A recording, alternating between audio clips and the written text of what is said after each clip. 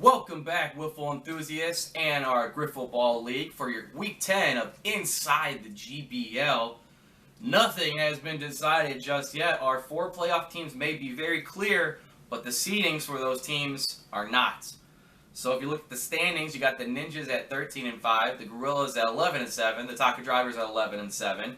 You got the Stallionaires at 8-8, the Bird Gang at 5-13, and the Lightning at 4-12 in last. But there's a couple of different caveats coming into the league for Week 10. The seedings have not been decided yet. Let's take a look at the seedings real quick. The Ninjas can clinch first place with 1 win or 2 losses and a loss differential of less than 15. So they can clinch number 1 even if they don't win a game in week number 10. Speaking of the Gas House Gorillas, the team they're going to be playing against this week, they're going to have to win both games against the Ninjas and outscore them by 15 just to take the first seed. If not, they can be the 2 or the 3. The Taka Drivers could be the 2 seed if the Gas House Gorillas falter, or they can be stuck at number 3 of where they're at right now. The Stallionaires haven't clinched the playoff spot yet. They're at 8-8. They have 4 games left against the Lightning, and the Lightning are the only team left that hasn't been eliminated that is not currently in the playoff rotation because the Bird Gang have been eliminated after last week's 2 forfeits. So the Lightning still have a chance if they could win all 4 games against the Stallionaires. But that's unlikely to happen. So our playoff seedings haven't been really decided yet. Our 4 playoff teams are nearly decided. We'll see what happens in Week 10 for the playoff seedings. So it's going to be a very crucial week for all the teams going into the playoffs. But let's take a look back at last week's action. At 3 p.m. and 4 p.m., the Bird Gang were supposed to play the Gas House Gorillas. But the Bird Gang were not able to get their players to the field, so they ended up forfeiting both games and eliminated themselves from the playoffs without even having to step into the Yankee cage or at the Griffle grounds. Jeremy Radishek had a few words about his playoff success and how they turned their season around midpoint. This is what Jeremy Radishek, our commissioner and manager of the Gas House Gorillas, had to say about getting into the playoffs. I'm here with Jeremy Radishek. His team just made the playoffs again. How do you feel? Well, it's good to be back in the playoffs, I got to say. We might have been worried there for a little bit that after our slow start we couldn't get in, but we turned it up lately, and it's always good to have a forfeit win. So good luck rest of the season. Thanks. That was That was Jeremy Radishek about his team making the playoffs and his success over the last few weeks. Let's move on to the next 2 games, the 5 p.m. and 6 p.m. games last week in Week 9. The Stallionaires took on the Nighttime Ninjas. And instead of talking about it first, let's give you a few highlights to see how it all The went first down. 2 games, the Bird Gang forfeit. The Stallionaires and the Nighttime Ninjas took a battle. And look at this. Turns his back to Mike Kabaki. Maybe a little shout out to WSCM. Or we were just having a little fun. Either way, it works. Well, it looks like Kabaki got himself in a jam here in the bottom of the first. Gets Kuna the ground out. With 1 out now, the base is still loaded. Nate Bryan steps up the bat. Can Kabaki get himself out of it up 1-0? Pops him up. Right back to the pitcher. And he does. So go to the second, still 1-0.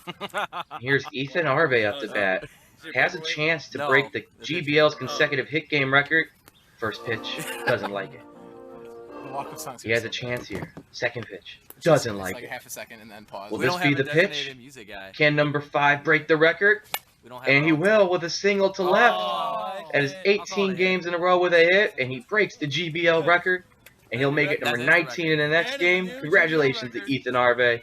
But during this game, it might not have been enough. Because here in the bottom of the second, first pitch to Kuna. Slaps one over the short porch and left, right over the tennis court. And it's 1-1, just like that. Then things start getting a little dicey here with Nate Bryan up the bat. The tie score tied 1-1.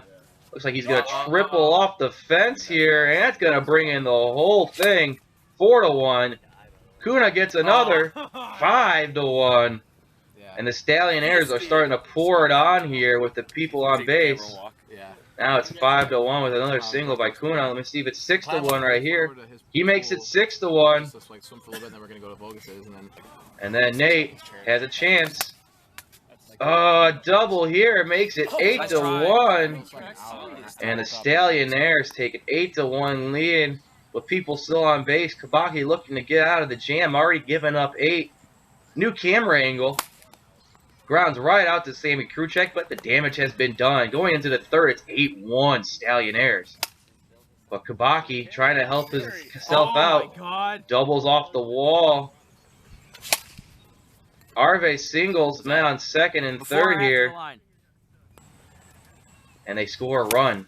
So 8-2, but things get interesting here in the bottom of the third as the Stallionaires start pouring it on and trying to get that mercy rule going.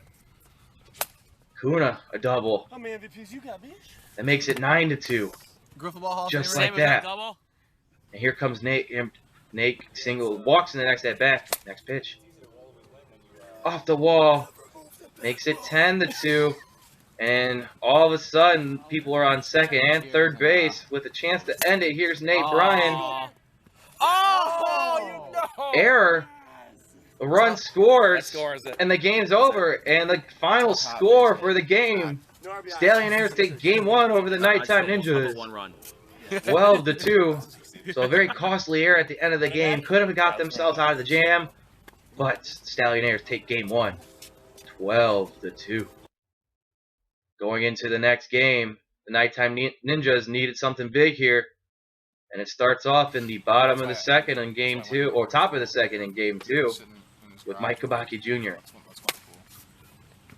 Nice little double there, brings in a run. Started drinking at 1:30, 2 o'clock. Arve make it number 9. Oh man, there's the other hit for Arve, making it 19 in a row. Call that a hit? That's twice all day. So the Ninjas take a 1-0 lead. Here's Sammy Kruchek. Let's see if he can add to that lead. And then I puked and I slept in Corey's bed for like 2 hours. And then I got up, But no. drove home and went back to sleep. Woke up again around Actually, I midnight think right here. and was still Oh, Nate couldn't make the play on it. Hot shot. Yeah, hot So shot. it's 1-0. Nighttime Ninjas. So the Stallionaires got some work to do against Sammy Kruchek. Here goes the bat toss. The Stallionaires' infamous bat toss, signifying the end of an inning and an upset at bat. Here is Ethan Arve again. Make it 2-0. Pops one all the way over the fence. Make it 2-0. Nighttime Ninjas. Can the Stallionaires make a comeback? Ooh, Kuna with men on base. Couldn't come through in the clutch. Here's Nate Bryan with a chance to cut the lead in half. Oh, reach out and touch Shoots someone. one up the middle. And I think it would be 2-1. Now going into the last inning. Oh, can't. Pops one up. Hey, good job, though. And this is how it ends. The Nighttime Ninjas are going to win the game. 2-1. And the Stallionaires and Ninjas split Good stuff. the series in Playoffs, week 9. Ninjas 13-5. Stallionaires 8-8. See you next time. Whiffle out. Alright, so these are the highlights. So you got to see that the Ninjas were able to split the series after getting roughed up in game 1. They came back with good pitching and good defense in game 2 to split the series with the Stallionaires. So they ended up winning game 2 2-1, but lose 12-2 after the Stallionaires went off in game number 1. Nate Bryan and Matt Kuna combined for a 12 of 18 with 1 home run and 11 RBIs with 5 walks in the first game, and they only batted in 3 innings. So the Stallionaires offense is starting to click at the right time going into the playoffs. Let's see if they can keep that up going into next week. 'Cause all they got to do is win 1 game against the Lightning, and they're in the playoffs. And then during the first game, Ethan Arve broke the GBL hitting streak record at 18, takes it away, and then at number 19, he gets number 19 in the next game. So he's now the single season record with consecutive games hit over the course of the season. So he's got 19 games with a hit. Congratulations, Ethan Arve. This is what he had to say about his accomplishment for the GBL record. I'm here with Ethan Arve, who just broke the GBL hit streak. How do you feel, man? Feels Good good. accomplishment. Yeah, got a few close calls, a couple hits in the last innings in a few games, but feels good to break that record. Anything else in mind for the rest of the season? Just get healthy so I can pitch in the playoffs. Now, how is that arm? It hurts. It hurts.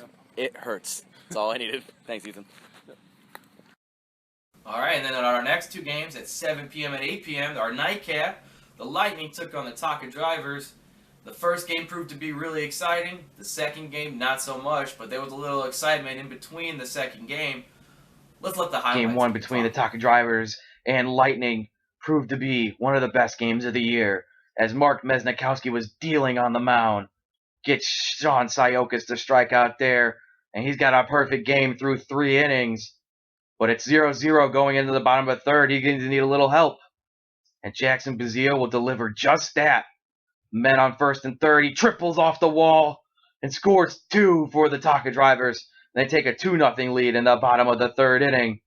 Speaking of Mesnikowski, in the fourth, with already 1 out and Derek Rivas at the plate, Mesnikowski has a chance to go 4 innings with a perfect game, and he does. But heading into the top of the fifth, still up 2-0 after a walk, Felde goes yard, breaks the no-hitter and the shutout in 1 at-bat, and it's 2-2 going into the bottom of the fifth. And Jackson Buzia has a chance to win the game. Let's see if he can pull it off here with the swing of the bats. Boom, bada boom. Game over. Taka Drivers win. Game 1, 3-2. And are already securing himself a spot in the playoffs. But here in game number 2, things didn't go just as planned for the Lightning, as Felde walks in 1 to make it 1-0. Buzz singles up the middle to make it 2-0 with the bases loaded. And things are looking not too good here with only 1 out. Then Bartley doubles off the fence to make it 4-0. Things are not going good for Andrew Felde on the mound. Down 4-0 early here in the bottom of the first. After that, 4-0. Here's Mesnikowski just lobbing over the plate. Singles makes it 5. Trying to lob it over the plate, it's not going to work as Mez laughs a little bit there. Then Voges singles to make it 6-0. So this strategy is not working for Felde very much. Going down 6-0 with the bases loaded yet again. Here's Chris Bartley. Hits him. Makes it 7-0. And eventually he'll get out of it. But down 7. Felde didn't take the game too seriously as he starts batting lefty here. So obviously you don't think he's going to get a hit when he's batting lefty. Doesn't even swing. But eventually he goes back to the other side of the plate. And Felde and Voges have a nice little chat. He switches his approach and goes back to the right on side the of the mound. plate. Let's take a listen 2-2 the and count. see what they had to say. Yeah, Bogus, where's your home run? Oh, a little trash talking here. Hey, last time I pitched against this team, I no-hit him, so that's Oh boy. Yes. okay, but you still hey, how's your record this year? Tense Oh, competition, even we though got the Lightning some are down trash talk going on the 7-0. field. Felde Now and it's Voges becoming are still fun. jawing at each other. Swinging at it. Oh, he got a little piece of it. Still 2-2. You're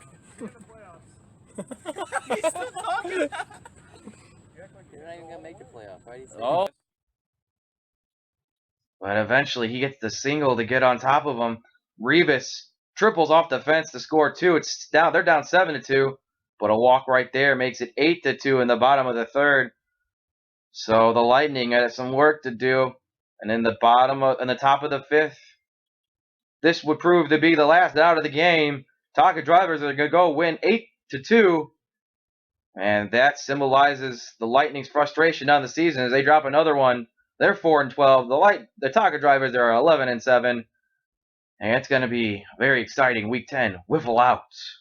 All right, as you see, the Taka Drivers were able to sweep the Lightning after they split earlier in the season, so they won 3-1 against the Lightning this year. And the Taka Drivers has secured themselves a playoff spot in their first year of existence. Congratulations to the Taka Drivers. With a team full of rookies and a second-year player manager in Jackson Buzia, not much expectations was coming out for them, but they were able to get the job done, and they'll have to see themselves in the playoffs in the GBL. It's got to be worried because the Taka Drivers have been one of the better teams all season long. After the games, this is what Ryan Voges had to say about his team and maybe a little bit of nice words for your GBL media coordinator. Just swept the Lightning today, Ryan. How do you feel about it? It's just another week, another sweep, getting ready for the playoffs.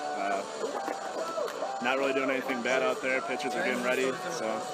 All right. There was the media's been starting a Twitter war with you. How do you feel about that? Do you have any words to say to the media coordinator? Nope, I'm gonna let him do his thing. He's doing all right out there. Good respect. Thank you.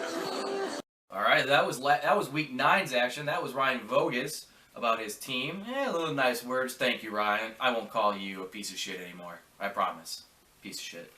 All right, but going into Week 10, we have the Taka Drivers and Burgang in our first two games at 3 p.m. and 4 p.m. at the Yankee Cage. The probable starters for the Taka Drivers, they switched their rotation up a little bit before going into the playoffs, trying to get everyone some innings. But the first starter would probably be Mark Mesnikowski, and then going number 2 would be Chris Bartley. And then for the Burgang, since they didn't play last week, only assumptions here of what they're going to pitch. Most likely, if Lucas Baker's going to be there like he usually is, he'll pitch a game. And Zach Duvniak, we'll see if he can pitch game 2. If not, Baker might have to pitch both games. But this year, the Burgang are playing for pride. Since they have already been eliminated from the playoffs, they're just playing to win a couple of games and make sure they don't finish in last place. And yet early yesterday, the Burgang also signed Brian Brillmeyer to the team. We'll see what he has to offer, so he might be pitching in one of the two games as well. But speaking on Lucas Baker, talking about starting earlier, he possibly has an all-star nod in his rookie campaign. Rookie of the year, possibly. We'll see what happens there. So far, he's batting .442 with 6 home runs and 20 RBIs. He's really good behind the plate, but when he gets on the mound, he hasn't been too well at 1-3 in 26 innings pitched with a 5.19 ERA. So Baker's having himself a good rookie campaign, so let's see if he can keep it up. And then manager Matt Zarowski hasn't played much this year, but when he has, he's made an impact. In 6 games, he's batting .417 with a home run and 6 RBIs. And on the mound, not too well. 1-1 with 6 innings pitched with an 8.33 ERA. So he's had an impact when he's hitting, but on the mound, he hasn't been doing so well. This is the last week of the season. Let's hope we can see everyone there. Let's see if Zarowski can show up and help his team get himself out of the cellar so they don't finish in last place for the 2015 GBL season. And speaking of the Burgang, without Nick Trouch, they have struggled pitching.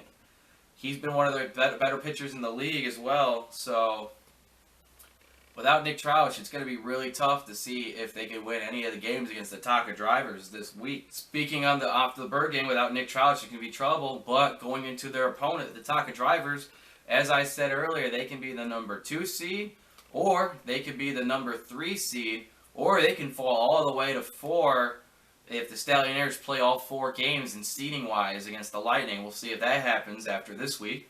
So the Taka Drivers are in the playoffs, but they haven't decided their seeding just yet. And almost record alert here, Jackson Buzia can break the single-season batting average record held by Sammy Kruchek from last season at .547 if he goes 6 for 6 at the plate or 7 for 8. So good luck to you, Jackson. You're going to need it. That's going to be a great day. You're going to need a really good day at the plate. Maybe the Burgang is the answer. We'll see what has to happen. Good luck to you. And then without Voges to have the mound this year, he's pitched early in the season. It looks like they've been resting him. The Taka Drivers have been just as good. So resting him may have been a very smart decision by Jackson Buzia to save him for the playoffs, because Chris Bartley and Mesnikowski and Buzz himself have all pitched very well since Voges has been shelved until the playoffs. And then speaking of the Taka Drivers as a whole, the Rookie of the Year candidate may as well come from this team since they made the playoffs. It's just going to be between the 3 players who are rookies on their team, with Chris Bartley, Ryan Voges, and Mark Mesnikowski. You can make a case for all 3 of them for being Rookie of the Year, but you're going to have to just pick one.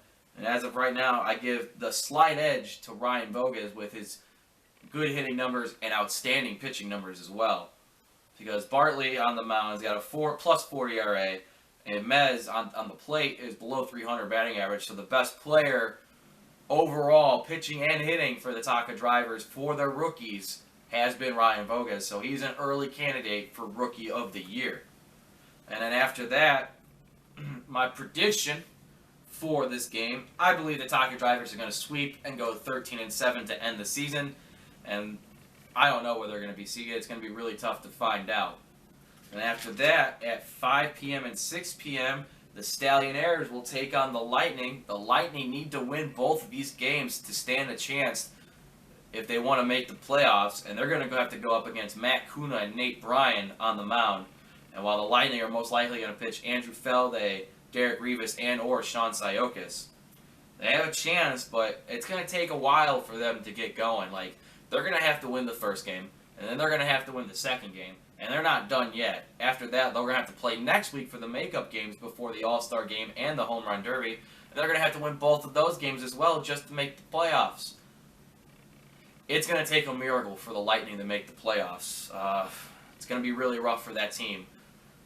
But they've had some success this year. Derek Rivas has been a nice surprise for the Lightning since joining the team. He's hitting .333 with 2 home runs and 6 RBIs. So he's been a nice, pleasant surprise for the Lightning, who have trouble getting people to the plate besides him and Feldy. And Feldy, last year he hit better, but he's hitting .263 with 4 home runs and 12 RBIs. So for the manager of the Lightning, he needs to hit a little bit better and maybe hit from the right side of the plate as well. And then after signing Sean Sayokis, it looks like they're going to have a nice roster here with those 3 coming to play every week.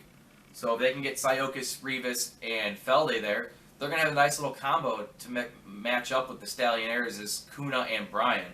So we'll see what happens. But those are the 3 at the end of the season. Let's take a look at the roster they've had since week 1. They have seen Brandon Garcia, their former manager Tommy Merkelis didn't show up.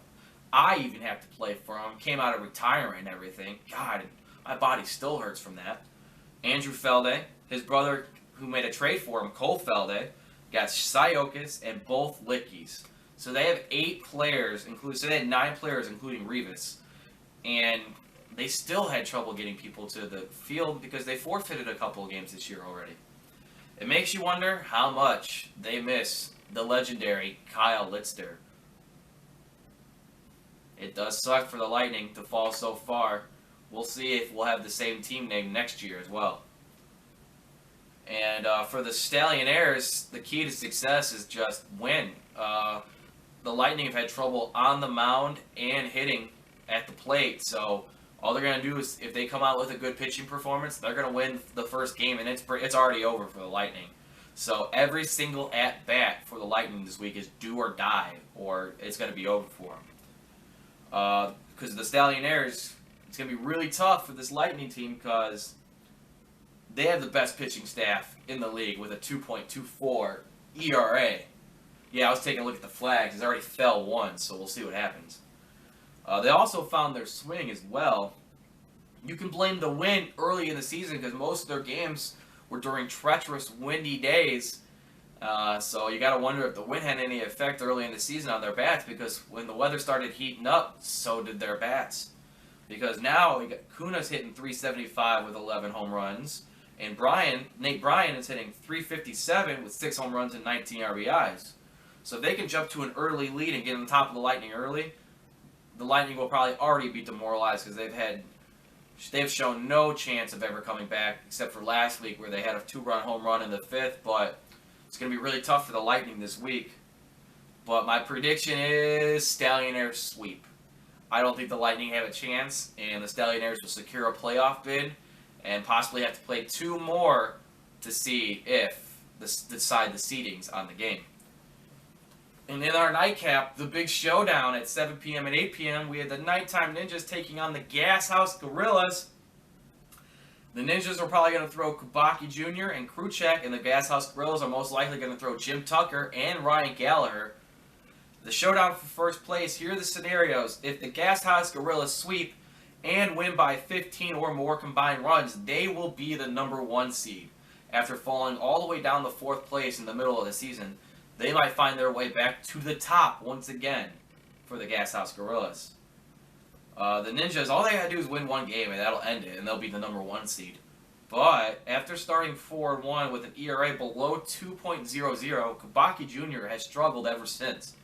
He's been 0-2 with an ERA now above 6.6, so he's at 6.17. So he's struggled on the mound in recent weeks. Let's see if he can pick it back up and when his team needs him the most.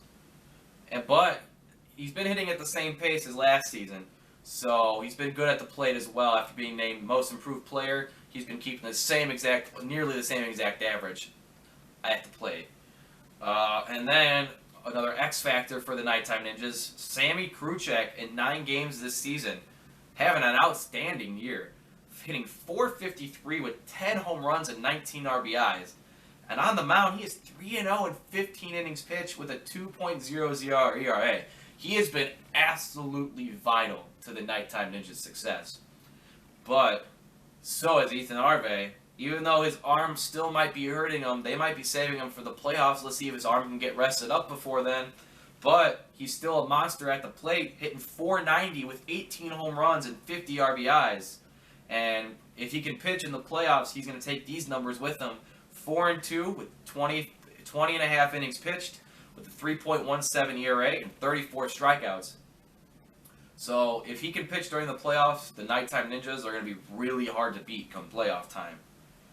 And speaking of the Gas House Gorillas, it's really going to be hard for them to take 2 in a row from the Nighttime Ninjas, because the Nighttime Ninjas have not lost 2 games in a row all season. So it's going to be very, very tough, and they're going to have to play their best wiffle ball of the year coming into Week 10. Speaking of the Gas House, like I said, they struggled early in the year. They fell below 500 just one time, but once they did, they started winning games left and right. They've only lost 1 game since falling below 500, so they've been on fire ever since. And that's thanks to Jeremy Radishek, Jim Tucker, and Ryan Gallagher all picking up their play in recent weeks. They've been on fire, with Radishek leading his team in home runs and RBIs at 16 home runs and 39 RBIs. Also leads his team in average. On the mound, he's 4 for 4 in save opportunities, but he's lost 3 games this year on the mound. But thanks to Jim Tucker, he is 7-1 with a 26.5 innings pitched and a 1.7 ERA. So Tucker, easy Cy Young candidate, may be the best one out there. There may be no competition for him. Without Jim Tucker this year, things may be looking a little bit different for the Gas House Gorillas going into Week 10. And Ryan Gallagher has picked up his play recently as well. After starting the year in the low 200s, he's now hitting .297 with 5 home runs and 11 RBIs. And pitching-wise, he's 2-3 with 23 innings pitched with a 2.83 ERA. So if these 3 can keep it together, they may go for 4 championships in a row. But if any team can do the impossible this week, it could be and would be the Gas House Gorillas.